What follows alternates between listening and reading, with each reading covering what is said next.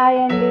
Computer వర్క్లో ఇలా cut work వేయించుకున్న బ్లౌజ్ అయితే కట్ వర్క్ వేయించుకోవడమే కాదు, చాలా నీట్ ఫినిషింగ్తో కుట్టినప్పుడే ఆ బ్లౌజ్కి అనేది అందం వస్తుంది.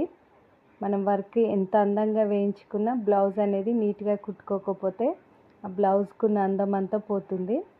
ఈ బ్లౌజ్ని అయితే చాలా ఈజీగా, అసలు వర్క్ బ్లౌజులు ఇప్పటివరకు కట్ చేసుకొని రాని వాళ్ళు కూడా ఎంత ఈజీగా కట్ చేసుకోవచ్చో ఈ వీడియోలో అయితే చూపిస్తున్నాను.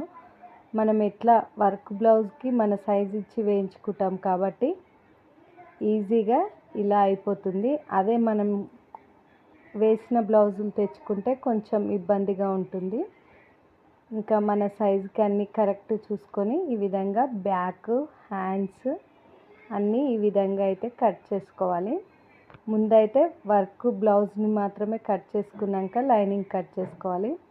ఈ కట్స్ ఇచ్చే దగ్గర కొంచెం 1/2 ఇంచ్ క్లాత్ ఉంచి హ్యాండ్స్కి అయితే ఈ విధంగా కట్ చేసుకోవాలి.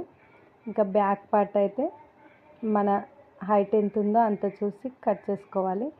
నెక్స్ట్ వచ్చి ఫ్రంట్ పార్ట్ కూడా బ్యాక్ పార్ట్ని పెట్టి కట్ చేసుకోవాలి. నార్మల్ బ్లౌజ్లను ఎలా కట్ చేసుకుంటామో అంతే ఈజీ ప్రాసెస్లో ఈ కంప్యూటర్ వర్క్ బ్లౌజ్ని అనేది కట్ చేసుకోవాలి.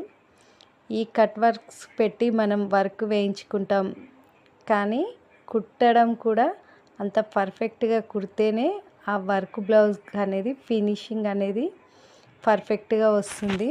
మనం వర్క్ ఎంత నీట్గా వేయించుకున్నా బ్లౌజ్ అనేది నీట్గా కుట్టకపోతే ఆ బ్లౌజ్కున్న అందం అంతా పోతుంది. ఇంకా షేప్ బెల్ట్లు అయితే తీసుకోవాలి. చాలా ఈజీగా మనం నార్మల్ బ్లౌజ్లను కట్ చేసే కన్నా ఈజీగా ఈ కంప్యూటర్ వర్క్ బ్లౌజ్లైనా చాలా ఈజీగా ఉంటుంది కటింగ్ ప్రాసెస్ అయితే. మనం ఏదో పెద్ద కష్టంగా ఉంటుంది అనుకుంటాం, కానీ చాలా ఈజీగా ఉంటుంది. కాకపోతే కుట్టడంలో టైం పడుతుంది. ఆ కుట్టడంలో కూడా ఎక్కువ టైం తీసుకోకుండా ఈజీ ప్రాసెస్లో ఎలా కుట్టాలో నేనైతే చూపిస్తాను. కటింగ్ అయితే చూసి నా వీడియో నచ్చితే లైక్ చేయండి. ఈ విధంగా కట్ చేసి ఒక్కసారి అయితే ట్రై చేయండి.